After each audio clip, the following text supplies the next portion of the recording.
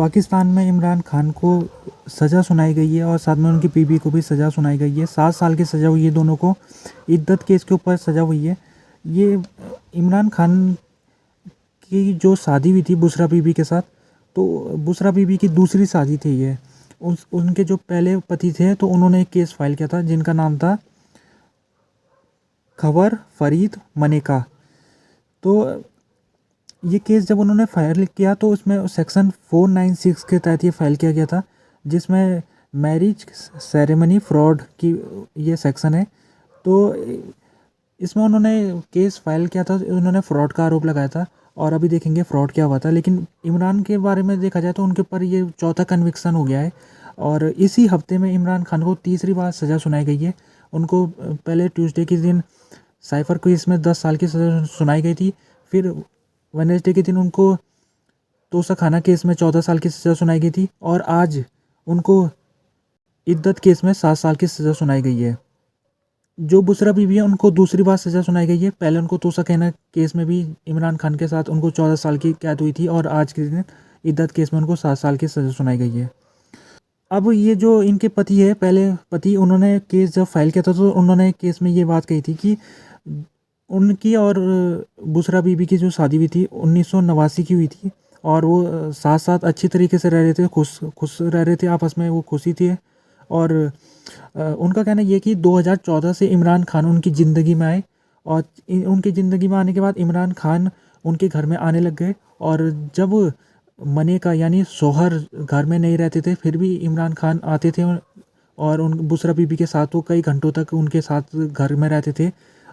वो कहते हैं कि ये जो विज़िट हुई थी ये अनएथिकल थी, यानी कि क्योंकि मैं शौहर हूँ, मेरा घर है, मेरी बीवी है, तो अगर कोई मैं घर में नहीं हूँ अगर, तो मेरी बीवी से अगर कोई मिलने आता है कई घंटों तक वो मेरे घर में रहता है तो जाहिर सी बात है कि मेरा शक बनना तय है। तो वो कह रहे हैं कि ऐसा विज़िट कोई करता है ना, कोई बाहरी व्यक्ति अगर हमारे घर में आता है मेरे परमिशन के बिना और जब मैं घर में नहीं रहता हूँ ऐसा कोई विज़िट करता है तो वो अन इस्लामिक है और अनएथिकल है। तो कुछ ना कुछ इनके संबंध बने हुए गैरकानूनी या अवैध संबंध जिनको कहते हैं।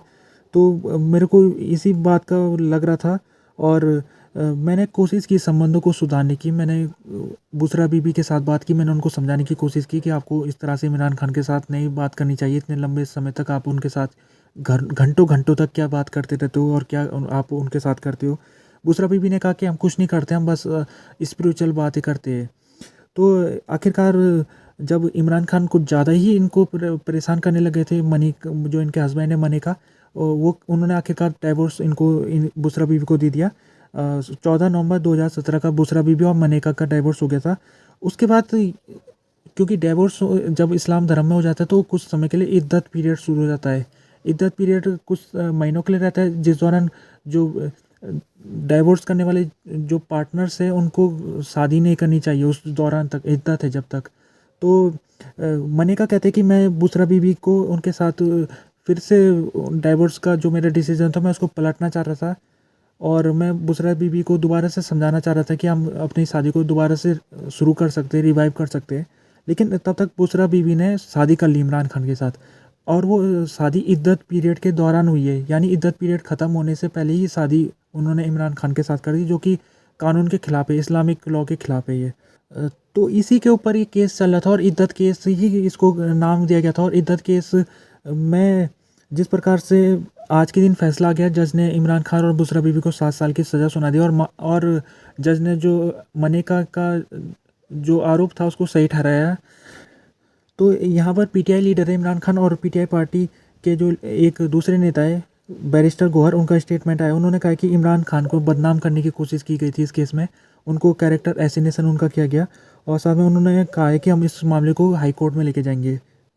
इमरान खान का भी उनका भी बयान आ गया है। इमरान खान जब उनको सज़ा सुना दी गई तो उन्होंने जर्नलिस्ट जो वहाँ पर मौजूद थे उनके साथ उन्होंने बातचीत में कहा है, उन्होंने पहले ये चीज़ कहा है कि मैं किसी के साथ डील नहीं करने वाला हूँ, चाहे मुझे इसके अपनी जान भी देनी पड़ी मैं डील नहीं करूँगा। उनका कहना इसका मतलब ये है कि वो मिलिट्री के साथ डील नहीं करेंगे, क्योंकि उनके पास इस प्रकार इतने ज़्यादा केसेस पिछले कुछ दिनों से लग रहे, लगातार उनको सज़ा हो रही है।